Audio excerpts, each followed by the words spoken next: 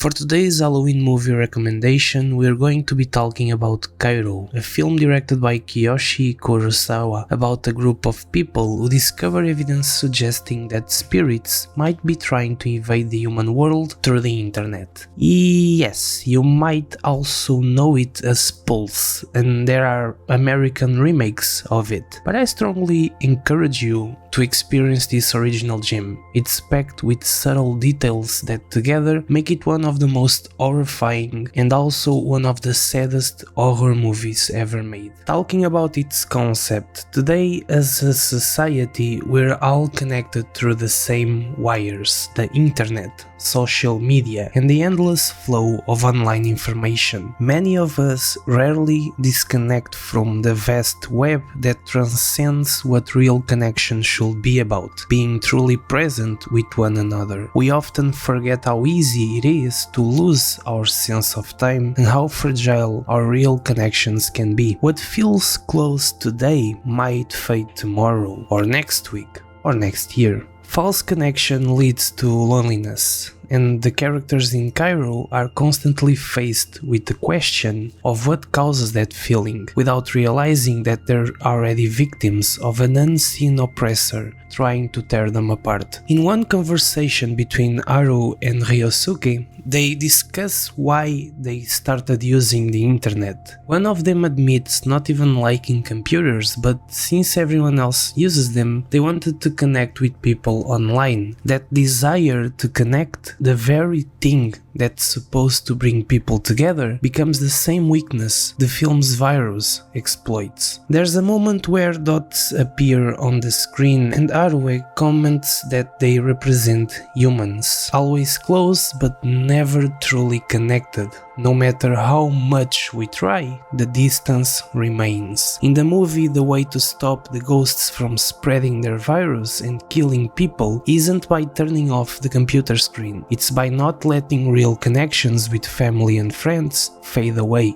Because the virus grows stronger when there are fewer human bonds left. So from here the metaphor is clear. Social isolation, loneliness and depression often creep in when people think they're safe within their own bubbles. When the ghosts appear, it's not that they're evil in themselves. They're being controlled by something darker, an entity that feeds on despair. The more ghosts there are, the more hopeless the world becomes. Now think of this, if living people already struggle to connect with one another, imagine the torment of a ghost, lost in oblivion, unable to attach to anything, condemned to drift forever. The world collapses into chaos, not because of hatred, but because of separation. The ghosts in Kairo aren't evil, they often seem to be asking for help. While the living are consumed by loneliness, the dead are also trapped in eternal solitude.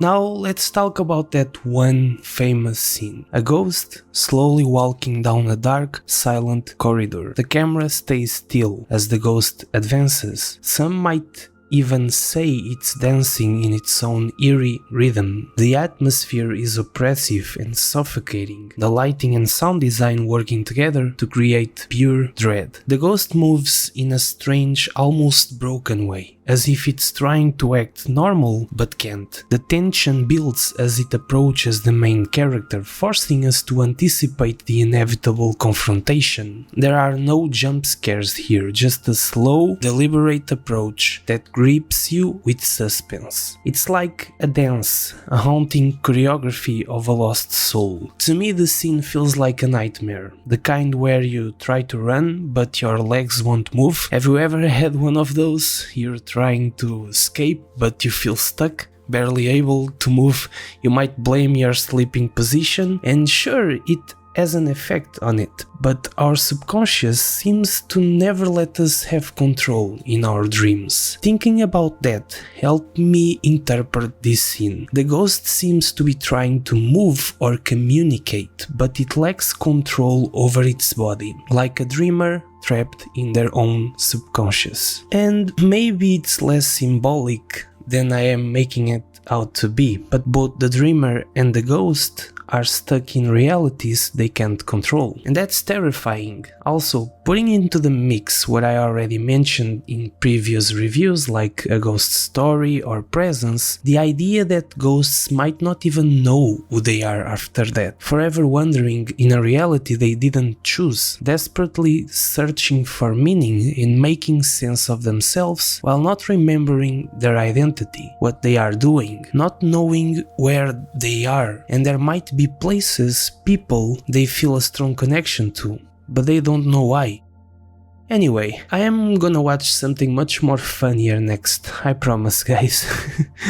But regardless, I totally recommend Kairo. It's a deeply layered concept heavy film that will stay with you long after it ends, whether for its haunting ideas or its chilling horror. If you haven't watched it yet, I highly recommend adding it to your Halloween list, you won't regret it. If you already did, what did you think of it? Let me know in the comments. Also, if you've just discovered my channel and you enjoy what I do here, consider subscribing, and we'll connect again soon in the next video. See you.